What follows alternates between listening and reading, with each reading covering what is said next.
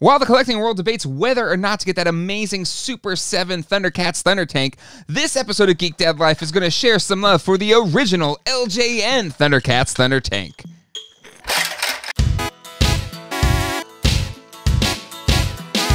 Hello everybody and welcome to Geek Dad Life. It's your host, Jay Gladfelter here. I am a huge fan and collector of vintage toys, action figures, play sets, and vehicles. And if that sounds like something you'd like to see more of, hit that like button. And if you want to see when those episodes drop, click the subscribe button and that bell icon. The recent reveal and pre-order for Super7's gigantic 7-inch scale Thundercats Thundertank is a huge undertaking for a company that has taken the mantle of these higher-end 7-inch scale collector figures based on 80s and 90s toy lines. And while I think this Thundertank looks amazing, I mean, it's just impressive on so many levels, I'm still debating whether or not I'm going to pre-order, but one thing I know for certain is I love the original Thundertank from LJN's Thundercats toy line. LJN's Thundercats lasted from 1985 to 1987, giving a huge cast of characters in action figure form, as well as vehicles and playsets. And arguably the most iconic and most popular vehicles from that toy line was their Thundertank. First released in 1985 and available throughout all 3 years of the original toy line's run, the Thundertank was prominently featured on the classic original 8-back figures, mini catalogs, and some of the first commercials for the toy line. One more slice of captured hook mountains. Ready for Thundertank! Thundertank, the ultimate attack machine. Put Lion-O at the controls. Thundertank, instantly armed for battle. Laser guns, stun guns, mechanical jaws. Release the boulders and crush the Thundercats! Nothing can stop Thundertank. Thundertank and figures each sold separately, new from LJN. The packaging for the Thundertank was completely artwork driven, being a closed box with amazing art of the Thundertank, with Lion-O in the driver's seat and Panthro sitting at that back laser cannon.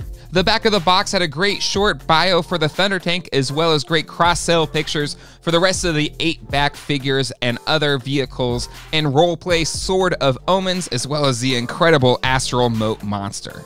Out of the box, it's a pretty simple setup. You have the vehicle as well as the 2 rubber tire treads. Now, a specific note about those tire treads: for vintage collectors, they are notorious for falling apart and breaking, and honestly, it's really hard to find a complete example from the 80s that still has those original tire treads. I'm lucky enough to own one, but as with all toys from the 80s that use rubber, like the legs in He-Man as well as the G.I. Joe O-rings, rubber deteriorates at a faster rate than the plastic, and honestly, eventually there will be no original Thundertanks with those original treads. So if you find a Thundertank without the treads, don't fret. There are many examples of great repros out there, and honestly, eventually all of us that own a Thundertank with the original treads are going to have to buy replacements because these are not built to last the test of time. And while LJN's Thundertank was scaled down considerably compared to the cartoon version of the Thundertank, something that Super7's Thundertank looks to solve, it did a pretty good job capturing this spirit and what made the Thundertank fun in the show.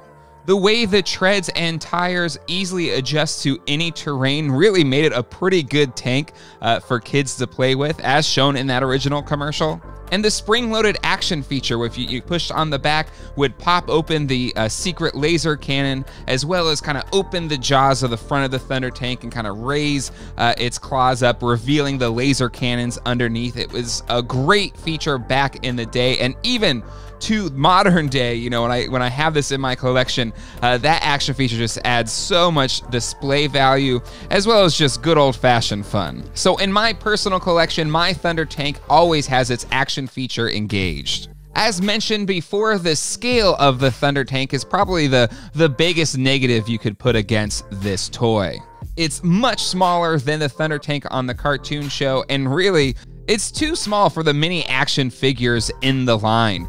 Notoriously, many people find that they can't get Panthro to sit in the front seat of the Thundertank, even though in the cartoon show, he was the one driving it most of the time. For me, though, I am able to get mine to sit in there okay. It's kind of because of Panthro being in that bit of a squatted position. But in the artwork and most promotional materials, they have Lion-O in the front. But even Lion-O is a pretty large action figure by 80 standards, and he kind of sits and looks a little too big for the Thundertank.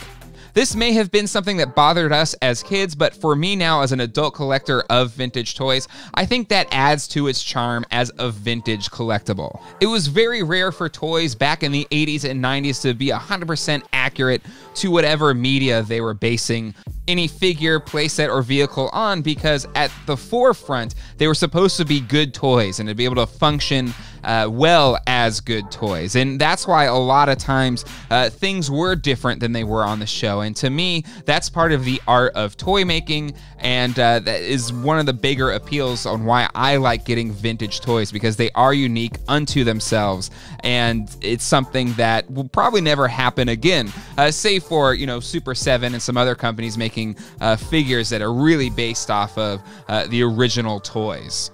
But they are deviating from that with their Thundertank, which is really trying to answer that call to making a Thundertank that is kind of true to scale and look to the original cartoon. And while there has been many Thundertanks released since this original LJN version, and we have this amazing 7-inch scale version on the horizon, it's hard for me to ever consider a Thundertank being better than this original LJN example. So share your thoughts. What do you think of the original LJN Thundertank, and what do you maybe think of that new Super7 one? And do you think it will take the crown as the greatest toy Thundertank ever released? Let me know in the comments below. Definitely check out some of my other videos like this most recent one where we talked about the Super7 Thundertank in detail on my weekly live toy talk show, Toy Geeks, as well as this other video that YouTube wants you to check out. And until next time, hasta luego and goodbye.